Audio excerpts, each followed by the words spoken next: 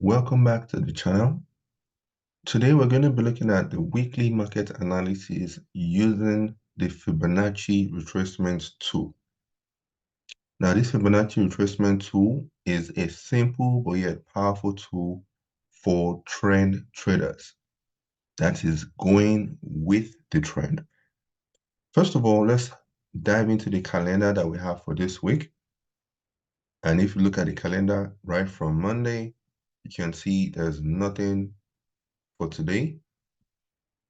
Right? No high impact news today. But from tomorrow, Tuesday, May 21st, we have some heavy hitters. CPI for the CAD. We have the Bank of England's Governor Bailey on the wires for pounds GBP.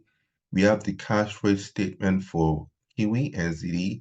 We have the CPI for pounds. As I said, we have heavy hitters from Tuesday all the way down to Friday. So you need to be careful. And then we have the manufacturing and services PMI for euros for pounds and also for the USD on Thursday. So it's going to be a pretty busy, volatile week for CAD, pounds, New Zealand dollars, euros, and the USD, right? So make sure that any pair that you are trading that has these guys in, you should be prepared for when the market would probably have whipsaws, spread increments, and so on, which are normal characteristics of the high impact news period. Okay, so with that said, as we don't have any news for today, Monday, let's go back to our chart. And as we said earlier, today we're looking at the weekly market analysis using the Fibonacci retracement tool. So we have drawn this initially from the beginning of this month. We're using a 4 hours time frame. We have drawn this from the beginning of this month, and this is the beginning of this month for May. And then we can see the first week of May, we had this massive drop down. We have this massive drop in price.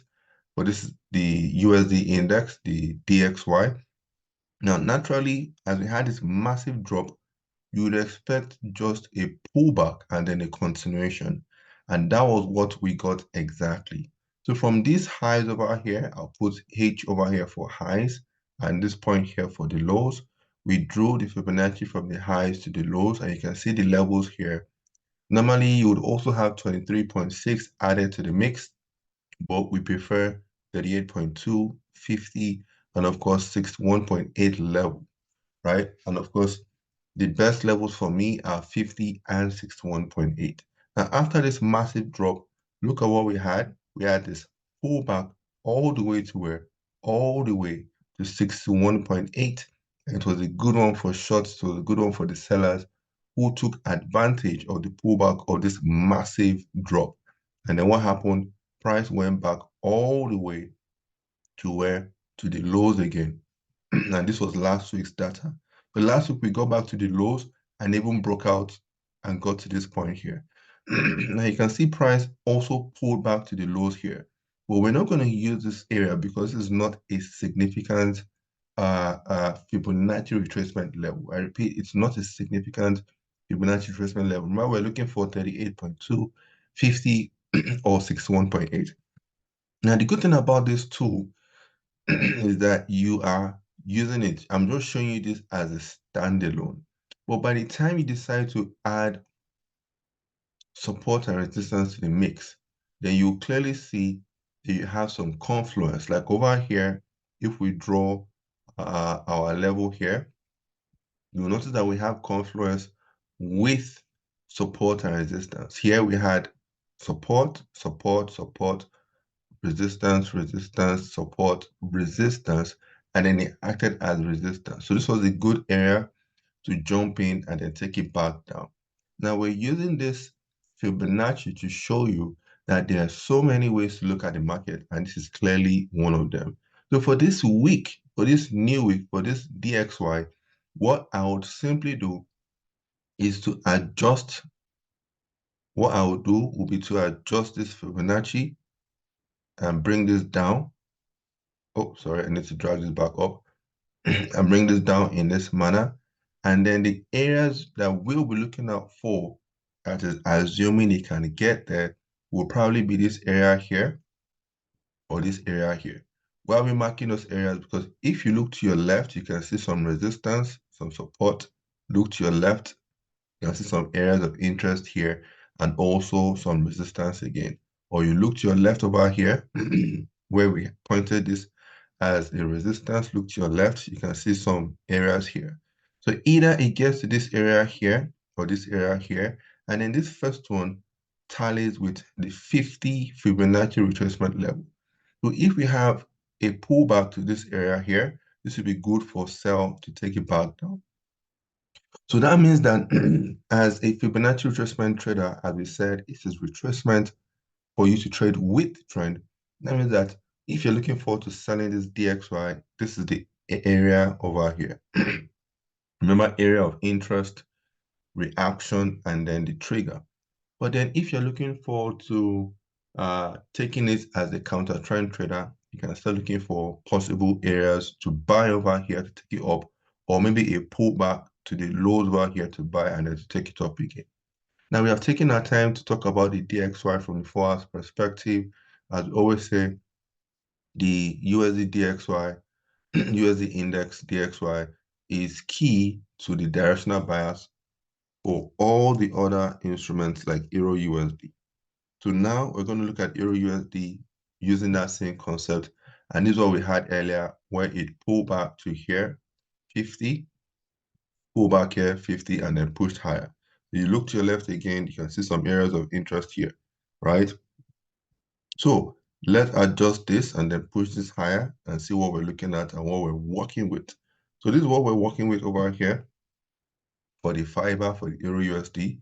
A nice pullback probably to this area here will be good, which matches with the 50. Look over here to your left-hand side. My hand is not that straight, but I'm sure you can see the areas that we're talking about over here.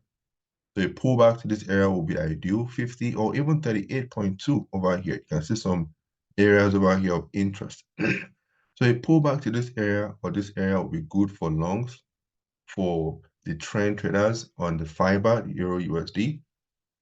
And then when it comes to the cable, the GBP USD, this is what we have as well on the GBP USD, a pullback. So you can see majorly we are looking for pullbacks on all the instruments from the DXY, which is the USD index, to the Euro USD, to the Pound USD. So pullbacks is the order of this week.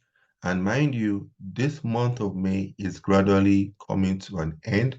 It's going to be over in a bit. Even if we look at the gold, the shiny metal gold, you'd also see what has been painting as well. This is just to give you directional bias for the week, for the month, and what we should be expecting. So whether you're a counter trend trader or you're a trend trader, you should have a good enough understanding of what's happening in the market.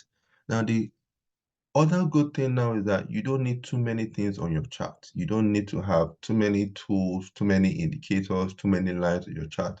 This is just one tool that we have put on our chart to show you a simple way to look at the market. You had a massive run to this upside the first week in May, and then of course a pullback. This pullback was where to about 61.8, confluence, and then pushed higher. So that means that what we should be looking out for, that is if we can get it on this Bitcoin, which I'm not really sure, because it looks like a long way down before going up again for the rest of this month. But I always say with price, nothing is impossible. And of course, this week we have a lot of high impact news that could easily bring the market on a massive drop and then retracement again on an entry, on a trigger.